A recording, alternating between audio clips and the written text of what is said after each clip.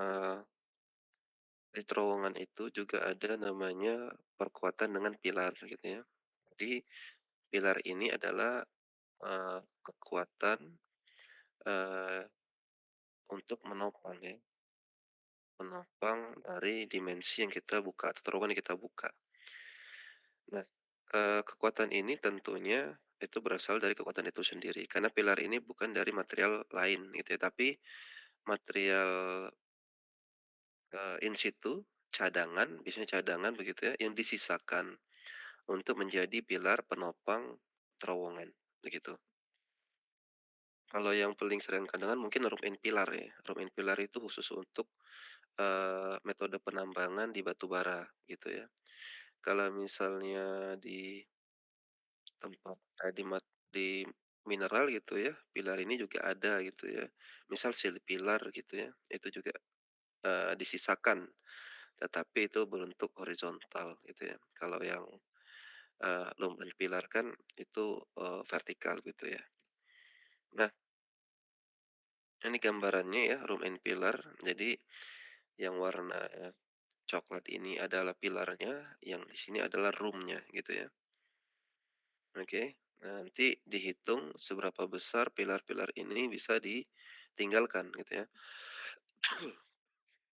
Analisis terus dilakukan sehingga, rumen pilarnya ini dapat diambil gitu ya, sekecil mungkin dimensinya gitu ya.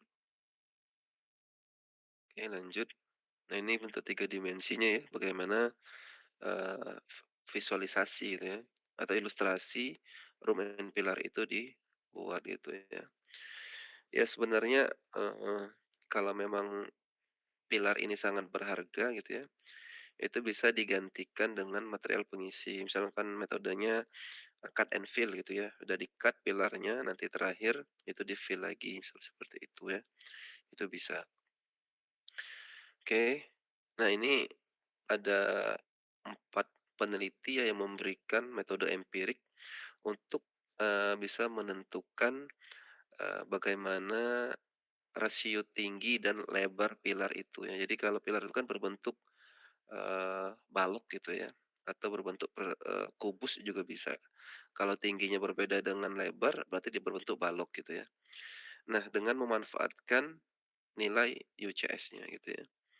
Jadi di sini ada Hadley dan Grant tahun 75, ada Potvin tahun 89, ada Font ya tahun 84 dan ada Lunder tahun 94 ya. Bisa menggunakan di sini gitu ya. Asal kalian mendapatkan UCS-nya. Yang kedua, yang pertama adalah Hadley and Grant ya. Di sini, eee, mereka memberikan sebuah persamaan gitu ya, untuk menentukan bagaimana kita mendesain sebuah pilar gitu ya. Oke bisa dilihat di sini ya, K ini kekuatan batu yang digunakan sebagai pilar, lebar pilar, dan height ketinggian pilar gitu ya. Oke. Nah ada juga nanti Ober and Duval gitu ya, untuk persamaannya seperti ini ya. Ada juga dari Lunder ya, Lunder saja itu tahun 94, Lunder dan Pakalnis itu tahun 97 gitu ya.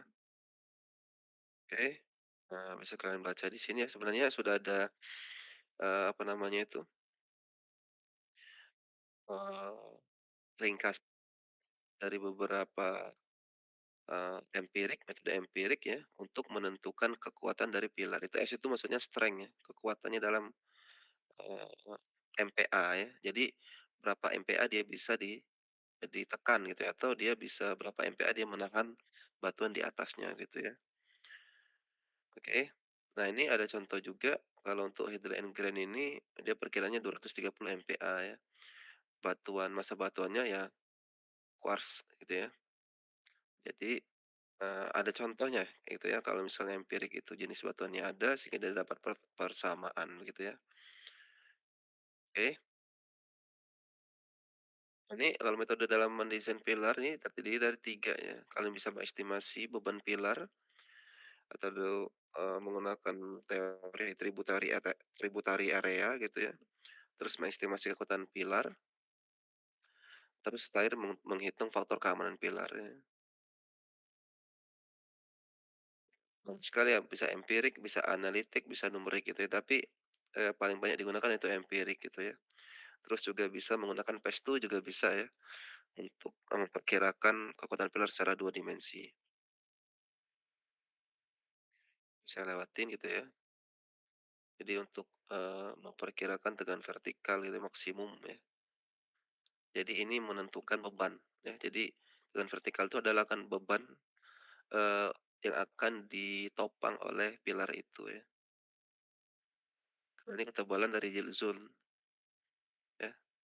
Jadi area yang akan hancur tuh jadi ini yield zone, jadi bentuk persegi pilarnya karena ada yield zone seolah dia akan pecah di samping-sampingnya gitu ya.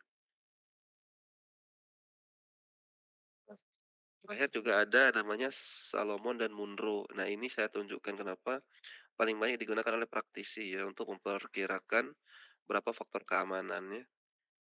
Bisa Anda di sini. F-nya berarti kekuatan dibagikan dengan beban. S itu bisa kalian hitung seperti ini gitu ya. Dan bebannya adalah seperti ini ya. Ya. Jadi itu ya untuk beberapa metode empirik yang bisa kalian gunakan ketika kalian mau menganalisis kestabilan pilar gitu ya. Ya apakah ada Pak ini? Ada ya. Jadi 2021 itu di Antam dia menganalisis seal pilar gitu ya. Bukan yang vertikal tapi dia yang horizontal ya. Nah, Dava Permana ya, yang orang keriting-keriting gitu deh. Itu saya yang bimbing dia, TA-nya di sana gitu ya. Ya, atau kalian mau menganalisis menggunakan software juga boleh gitu ya. Kalau misalnya empirik seperti ini sebagai pelengkap gitu ya. Jadi kalau mau dua-duanya bagus gitu ya, tapi kalau nggak mau cukup menggunakan software juga cukup gitu ya. Baik, itu yang bisa saya sampaikan gitu ya. Mohon maaf saya sangat singkat kuliah minggu ini gitu ya, karena bertabrakan dengan sidang anak 2021. Ada yang ingin ditanyakan silakan, nanti saya share untuk materi ini ke GCR.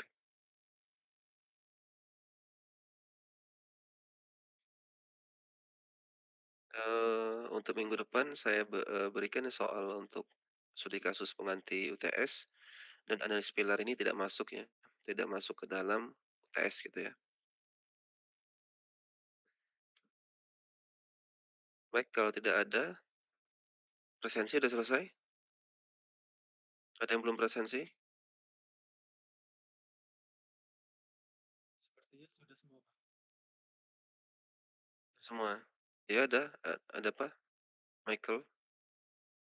Izin Pak, saya tidak bisa presensi Pak. Saya menggunakan satu device Pak.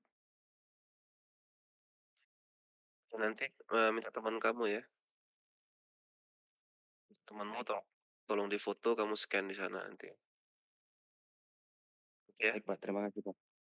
Baik ya, terima kasih atas kehadirannya, tolong, mohon dimaklumi untuk minggu ini ya, minggu depan kita udah ujian, karena ujiannya dimajukan 1 minggu, begitu ya. Baik, saya cukupkan untuk materi tentang Unexplorer hari ini dan kita lanjutkan minggu depan. Saya akhiri, assalamualaikum warahmatullahi wabarakatuh. Waalaikumsalam. Terima kasih, Pak. Terima kasih, Pak. Terima kasih, Pak.